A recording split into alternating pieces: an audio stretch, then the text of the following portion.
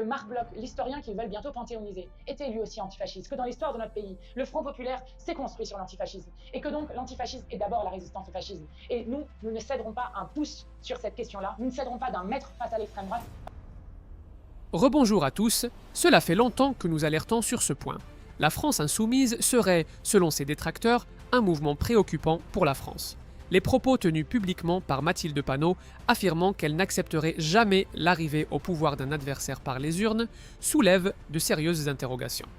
Pour certains, cela traduit une remise en cause du principe fondamental du respect du vote des Français. Dans une démocratie, la règle est simple. Les idées s'affrontent, les électeurs tranchent et chacun accepte le résultat, qu'il lui soit favorable ou non. Refuser ce principe reviendrait à fragiliser l'équilibre démocratique. Laisser entendre que la victoire d'un camp rendrait le scrutin illégitime pose une question essentielle.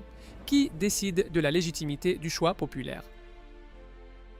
Cette logique est perçue par ces critiques comme une manière de considérer que si le peuple ne vote pas correctement, alors son choix serait disqualifié.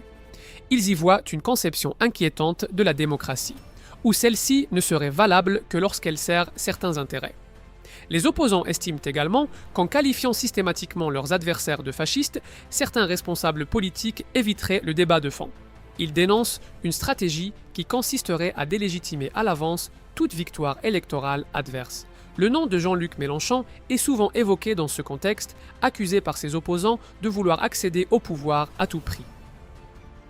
Il est pourtant possible de s'opposer au Rassemblement national sans remettre en cause le principe du suffrage universel, par la critique, la mobilisation, la proposition d'alternatives, mais contester par avance le verdict des urnes reviendrait, selon certains, à ouvrir une brèche dangereuse vers la radicalisation politique.